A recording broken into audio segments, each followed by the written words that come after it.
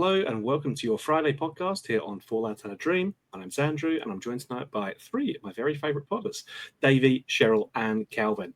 Obviously, there's been plenty of news this week. Would encourage you to go back to at least tomorrow and check out the pod that Stevie did with Chris Jack for all the latest on the Takeover news.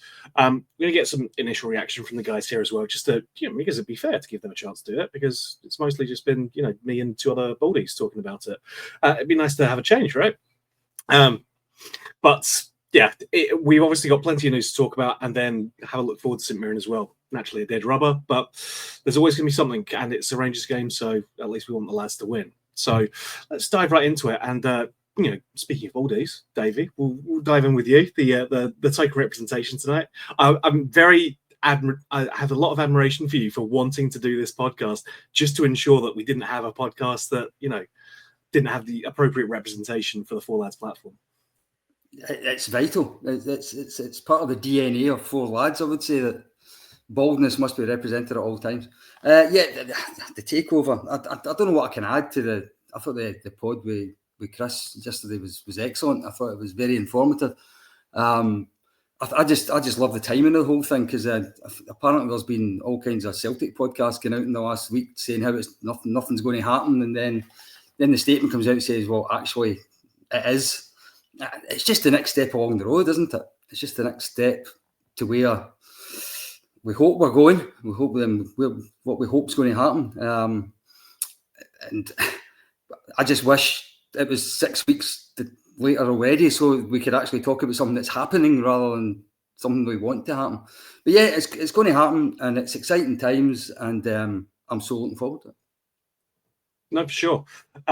Sheryl, I want to get your view on it, but before I do that, I do want to say that we've had a tremendous response to our push for asking for members for the pods. It's been really successful. I think we've added like 10 or 12 just this past week alone, and it's been really good. Now, link it down in the description below to subscribe. Very important. But I think, the main benefit of membership, you get like some behind-the-scenes interviews, some of the bits that we shot for the Davie Cooper documentary that, that we haven't released to the public. You get that. We're never going to put everything behind a paywall or anything like that. I don't think we would think we were successful enough to do that kind of thing. But we do want to, help do more documentaries, get the channel growing and do stuff like that. And as a reward for this, as a magical reward for this, you get to use stickers, just like that one up in the top of the corner there. I knew that was coming. I started shaking my head early doors because I'm like, I know where this is going to end. Of course, yeah. Sheryl, you got a sticker on there. We've got a number of different ones on there. I think we're still waiting for one for Davie and one for Calvin. Stevie and Kenny are insistent I get one. That's going to happen when they learn how to make stickers. But I'll happily submit everyone else a bit of humiliation for kicks. But yeah, you can, little Stevie up there as well. Thumbs up, Stevie. Or Kenny, just after, just on a typical day, really, especially after a Rangers performance. Yeah, I mean, it's a bit of fun. It helps the channel grow. Like I said, there's not a whole bunch that comes with it, but it does help us, and it, makes you part of the community. And we are extremely grateful to everyone who has subscribed. I'm just stick them on the banner below there. But yeah, enough of my rambling. Sheryl, thoughts, views? We've got the takeover, got a new director of football as well. Will be confirmed, or will start officially end of, I believe, start of June, actually. So yeah, exciting stuff happening. It is exciting, and just to echo what Davie said, I think the end of the whole I'm saying the end, it's not the end of it, but the whole response to the fakeover stuff has just been absolutely brilliant. It's been really, really delightful to watch. Exciting times. What are we on course for? The end of May. Just, I think, to get a wee bit of confirmation from the club. I know they have to be very measured in what they say, but I think, as you say, there's clearly been a wee bit of work done in terms of the sporting director role as well. They will have had a say on it. They'll have had a lot of input. There'll be a lot of talking going on behind the scenes about it as well. And in terms of that, can we move on to that, Andrew, our sporting director? Because I think that's a huge thing, in terms of, yeah. I think for the first time in a very, very long time, a wee bit of structure within the club, a bit of stability, somebody in a high up role who has experience. I know Stevie touched on it with Kenny during the week, but somebody in a really important role that has experience of that really important role somewhere else. Particularly in the EPL, I think is absolutely huge. I know that we've touched on it. It's been a massive failure in the last few years. We're going to get more funding, but also the proper adoption of that player trading model as well. I think he'll be hugely influential in terms of that. Maybe looking at his connections as well with the teams that he's worked with, players that he's been aware of. My 9-year-old has absolutely got it pinned on that Jamie Vardy will be wearing another type of blue shirt come the beginning of the summer. I don't know. I'm not too sure about that, but that's according to YouTube, so it must be true. It must be in the offing. I think I did a wee bit of a deep dive on the stuff from Everton. I know Kenny picked up on looks very, very favourable. Wolves was a wee bit of a mixed bag, but I think we can point to somebody like Ross Wilson, who wasn't remotely a success for us, who's now going great guns down at Nottingham. So yeah, hugely excited, but I think that role is absolutely massive. Yeah, and Calvin, it's been nice to see us doing it the right way around this time. We actually hired the director of football first, then we're going to go and look for a manager, or indeed potentially keep the existing one that we have. Come on to that in a bit. But yeah, it's Rangers doing things the right way round for once, which feels weird, unusual, but still positive news. Yeah, it's massive. Like, how many times have they brought somebody in? You go, they're not going to link up with the person that goes into the director of football role. There's too much a clash of personalities and everything that comes with that. But if you look at Thirlwell's kind of record, it's good. Like, I know Everton's not potentially maybe been the best football club in terms of their positioning lately, but it was a sticky situation to be into. But if you look at what he's done player trading wise, there's over 100 million in profit in players, and that's for a team that's been not successful for the past couple of years. So that just shows you that the talent that he's bringing in through the scouting systems that he puts in place, it's working, because you can't make profit in players that are totally terrible, but as long as they show the abilities that are required to perform in that league, they'll make money, and they have over 100 million profit for a pretty unsuccessful team that's finished lower tables. That tells a lot about the players that have actually been there and the ability that they have. So that's positive. Like, not everything that they're going to do is going to strike some gold, but he seems to have a record of finding the right wee gems. And you've seen players that have left Everton and went to other clubs and done really well. The one at Aston Villa, Onana, he's turning up at Aston Villa, but he was just a standard player at Everton, but clearly he had all the abilities to match. And I think that's what they're looking for. Somebody that can unearth these gems and has a proper philosophy of what he wants to bring into a football club. And he's been there and done it now with a few different clubs. You're not looking at bringing somebody in like you look at Copen, who's a scout. He was a scout over in PSV Feyenoord, wherever it may have been. And he came in and he's ended up as nearly a director of football role for pretty much being a scout, just because we had to put somebody there.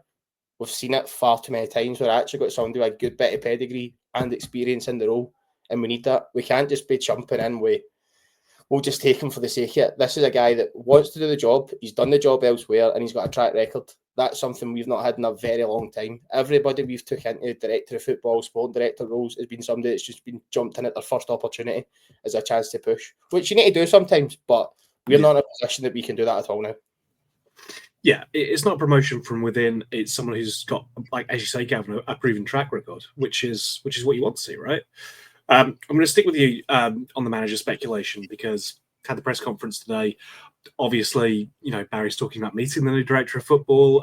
Says he's not going to take on another managerial job if he leaves as well. His plan will be just to return to the club ambassador role. I want to get everyone's thoughts, obviously, but your view first of all. Has Ferguson done enough? Does he stay, or best wishes and thanks for doing the thing, but please go now. In that age group where Barry's probably been my hero for that length of time, and it's hard to say that I wouldn't want him in a position. I like the things that he's done. I like how brutally honest he's been with the players, and he's clearly setting a standard that we're not taking any crap for anybody. You need to put your body in the line for this club. I love all of that, but there's a lot of doubts that come along with it. And if you ask me who do I want in the job, I'd probably tell you I have not a Scooby, and that's somebody else's position that can deal with that. But is he going to get it? I highly doubt it. In the heart, I would say go for it, give him it. But in the head, I'm going, it probably wouldn't work long term. And that just means that when you look at the boyhood fan, that's your man. But realistically, it probably wouldn't work out long term. But I do like his approach that he's had with a lot of the things at the club. So it's one of those ones, to be honest. Yeah. I think the issue that you've got is that he came in, he's on a hiding to nothing. Rangers are already out of both cup competitions. All you can do realistically is try and win the Europa League, which is not exactly a straightforward task. Maybe if he'd been more consistent at the domestic games, potentially. But I think there's and unfortunately, he's in that situation where the squad stink is going to rub off on him. I don't think there's anyone on this pod who's thinking, oh no, there's half the squad we need to keep, definitely. Talking with Kenny the other day, he's like, no, I think there's no one at the club who, if a bid comes in for them, you'd go, but I need to keep him there. It's like, no, everyone can go. Yeah. So it's a difficult one. But Sheryl, I know you're, let's say a bit more definitive on your take on Barry. No, I just think, if we're talking about the past of the club where we've promoted people or we've given opportunities to people that didn't have the experience, then that's exactly the thing that we're talking about here. We did it to an extent with Beale. It didn't work. I think that his tactics in that second half in Bilbao really, I don't think anybody could have watched that and thought, yep, this is a great idea to have this guy as our manager. Like Calvin, I think the passion, I think his enthusiasm, I think his love for the club is, nobody can question that. And I think he's actually done tremendously well the past few months in a really, really difficult position. I do find it a wee bit bizarre. I was fortunate enough to cover the press conference in Bilbao after the game, and he said the thing that he said today, where he wouldn't manage. And I know we've touched on it every so often in the pods, maybe having him as a number 2 or having him as part of a backroom staff. I think he would be ideal. I don't know if we're going to get a foreign manager, but if we get somebody in, having somebody around them that has that passion and that knowledge of the club and knowledge of the league and the country and the setup and everything. So I find it a wee bit strange but again, in Bilbao, he echoed, no, he would go back to that club ambassador role, that he doesn't have kind of ambitions to be anything other than our manager, which is admirable. But you think almost maybe go away and learn your craft elsewhere and then see what happens in a few years' time. But that doesn't seem to be anything that he's interested in doing. I think he's done remarkably well in the main the past few months, but as a permanent manager, not for me. Yeah, and I think part of that comes down to personality thing as well. You might not feel that you'd work as a second or even tertiary coach or anything like that, because it's Barry.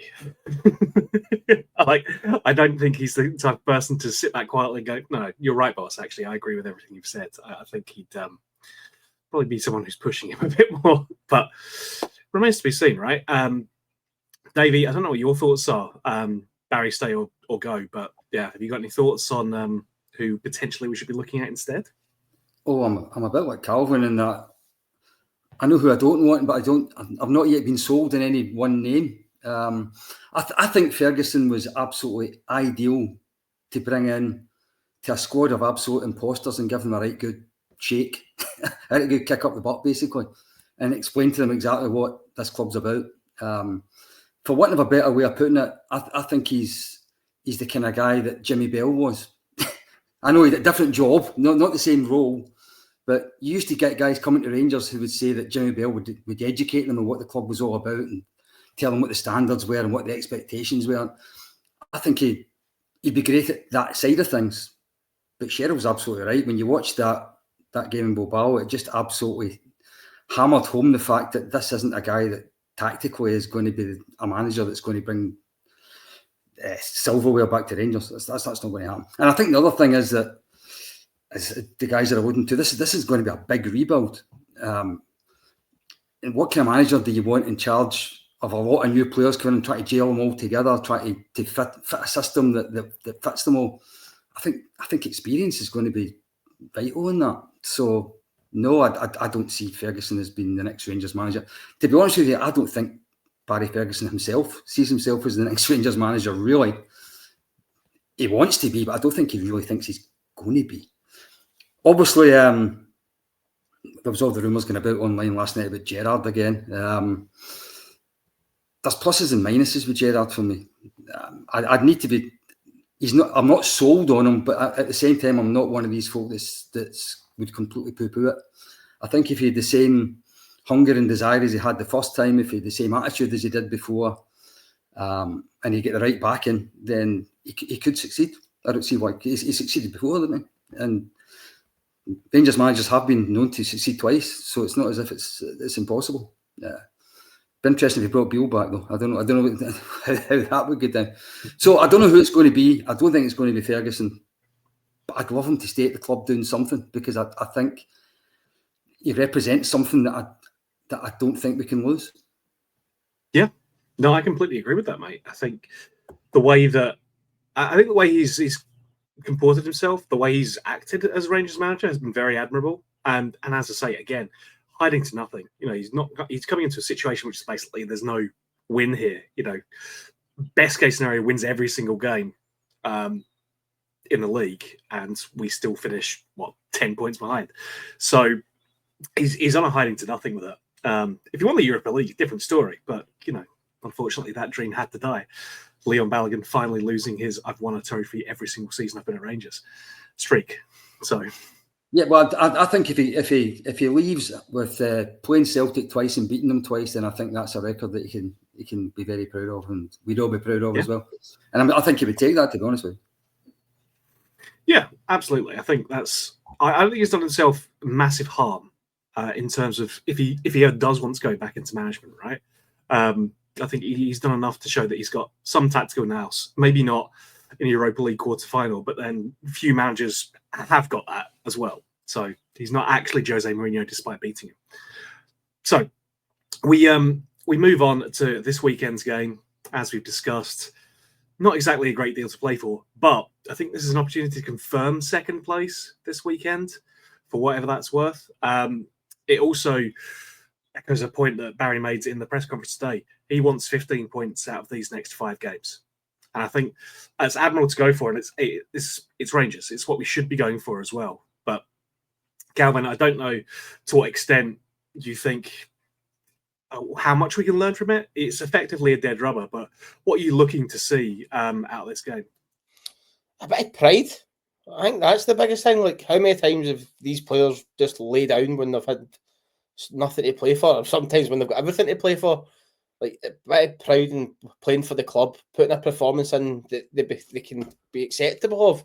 Like, this turning up and getting beat with a stupid goal, it can't go on. Like, they need to start laying down a marker for next season to prove that they're, one, good enough to be here next year, and two, they want to be here.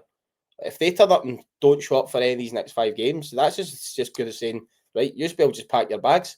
That's the position I'm looking at. Like, these players need to show that they want to play for this football club, and they have what it takes to play for this football club. If they can't do it when there's nothing really on the line, how can they prove that they can do it when everything's on the line, which we're going to get into next season?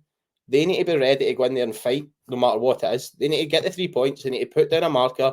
They need to put in a performance. They need to win every battle against that St Mirren team, because that's what we get done on. Like, how many times has it a game just been not through quality? It's just the other team wanted it more, and that's what we can't have for the next 5 games. In these games, I want them to show that they want it more than the other 11 players in the park. And if they do that, I can accept that. If they get the 3 points and they show they want to play for the club, that's as much as we can probably ask for right now, but they need to show it. I think it's what we should expect him, right, Sheryl? Like, these guys have nothing to play for on the pitch, but some of them are going to be playing for their careers next season. If they want to stay at Rangers, if they don't want to feel like they are going to be surplus to requirements, then they have to show something, as Calvin says. Do you know what? I think, though, and it kind of struck a chord with me when Calvin was saying that, I don't think any of them do. I think you could probably count on one hand the amount of them that you would say, actually, do you know what? I actually think he's really proud to play for Rangers. He always puts in a performance. He doesn't disappear. You know, we've got Nico Raskin. There's a guy in midfield. We've got Nico Raskin. But do you know, joking aside, it's difficult because the game doesn't mean anything. I don't think it's going to tell us anything that we don't know already. We need a clear out next season. We desperately need a clear out. Again, you would struggle. I think it was Davie or Calvin touched on it earlier. You would struggle to think of anybody that you were desperate to keep. Do you know, Raskin, Igaman, John Suter's very injury prone. I think he's decent when he's with us in the heart of that defence. But again, I wouldn't lose any sleep if we replaced him. So it really is, other than the chance to definitely secure second, which is absolutely despicable when you say it out loud, really is. It's actually pretty gutting that's all tomorrow will mean for us.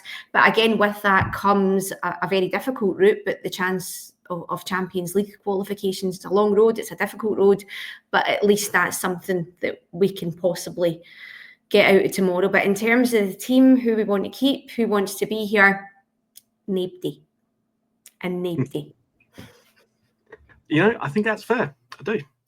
Davie, I mean, as we've said, exciting stuff ahead. I know, it's the podcast. We want to be exciting. We want to sell this to the guys, but we don't. You've been with us for the whole journey, folks, who are watching at home, and that's very little, unfortunately, to get excited about on the pitch at the moment for Rangers. But we got to be looking for something out of this, right? And I think the key tomorrow is looking forward. So let's be honest. There's some guys that shouldn't play again this season, unless there's some kind of horrendous further injury problems or something. So what's the point of watching Robin Proper again, for example? We already know he's not good enough, right? So park it, give young Insiala 5 games and just play young Curtis, play Rice, play guys like that. Let's see if we can put some kind of spine together for next season, or something that some players that you could at least say are good enough to play in a Rangers title winning squad, even if they're not going to be starters every week. I watched the news earlier on tonight. The St Mirren manager was on it, and he was talking about we could beat Rangers for the 3rd time this season. I'm thinking, jeez, I actually hadn't realised that, but he's right. How embarrassing is that? So if ever there was a stat that explained why we need a clear out, St Mirren might beat us for the 3rd time tomorrow. I mean, that's absolutely horrendous. I'm actually old enough to remember it happening the last time, by the way, but that's another story, and I won't go into a 4-1 defeat at Love Street in 1980. I remember being at. But anyway, so what do I want from tomorrow? I want to see a win. I want to see the right approach. I don't want to see 5 at the back again, because we concede lots of goals with 5, so you might as well have said 4 and have an extra forward in the park.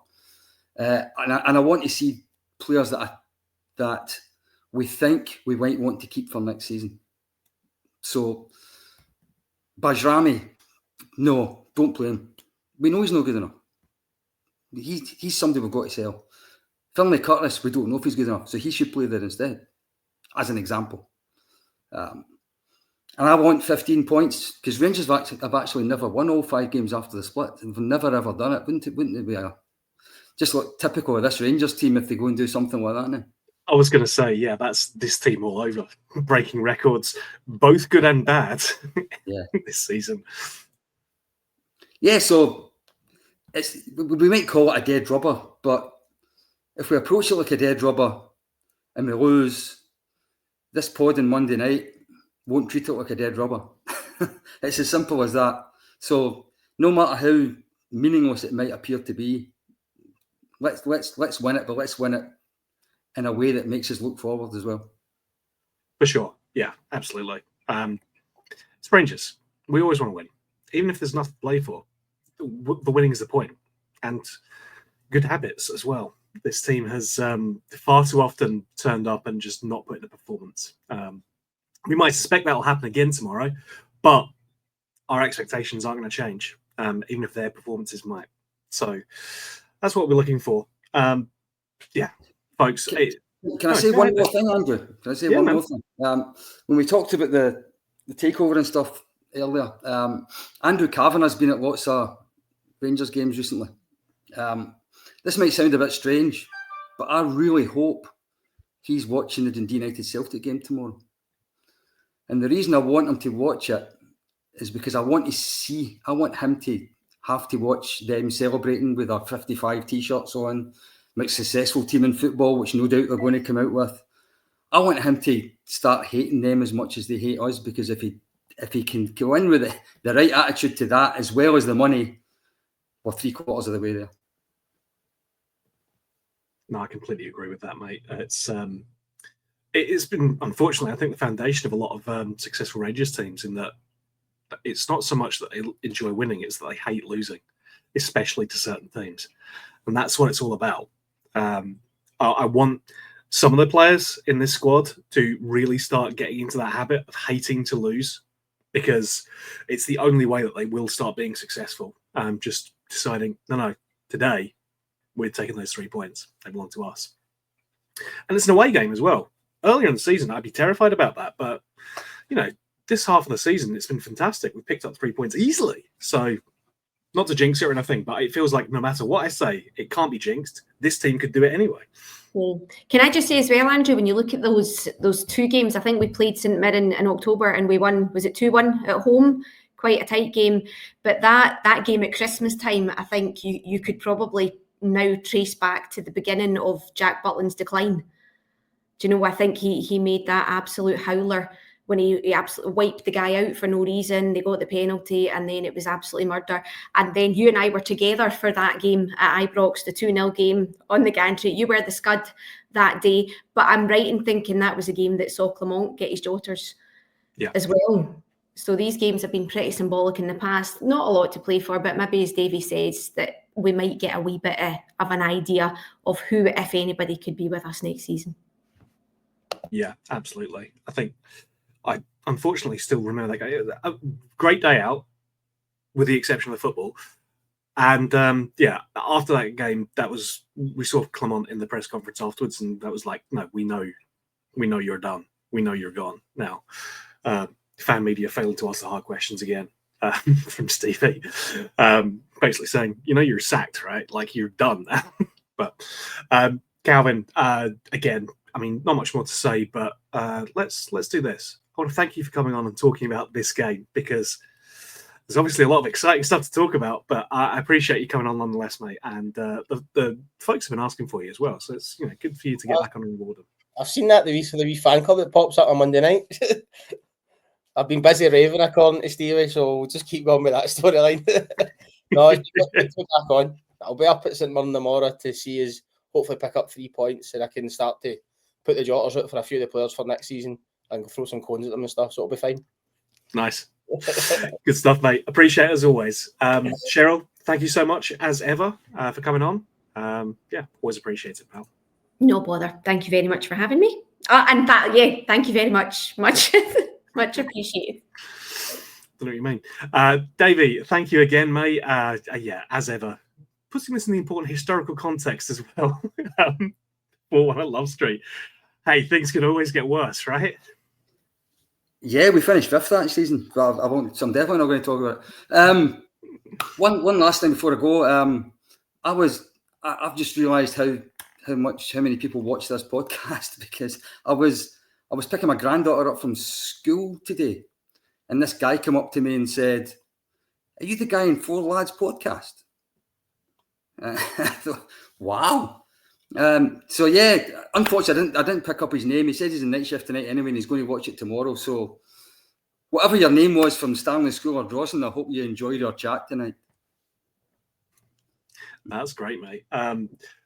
Oddly enough, down here, I don't get bothered that much in the street. I think our audience might be more primarily north of the border. Who knows, right? But yeah, again, as Davie says, the response from you guys out there watching has been fantastic. We've been doing this pod for 14 months properly now, and the fact that we've gone from the strength to strength that we have already, the membership numbers, the amount of people who are just subscribed, the folk who are subscribing with memberships and then gifting those memberships to other people as well, it's ridiculous. I mean, I know that folk want to be members. You get to use the stickers. It's huge. It's massively important, obviously. But it still blows my mind every time we go back and have a look back at the month's numbers and see, how we're doing. I don't really look like that anymore. I'm usually, much more like that. Happier. Definitely not like that. Much more like this. Yes. It's so good to see the fan response. And it's a podcast on the internet. It's been so positive, which is absolutely not what I'd be expecting, So I know we say it every time, but again, cannot thank everyone out there who's listening, who's subscribing, even folk who are just sharing it. We appreciate you so much, and we cannot thank you enough. Your support means the world to us. And it's difficult to put into words eloquently how vital it is. So thank you again so much. You want to be a member? Links in the description below. Like, share, subscribe, all that other good YouTube stuff. And thanks again to my guests. Thanks to you. One more time, the audience. And until we talk to you again, folks, goodbye for now.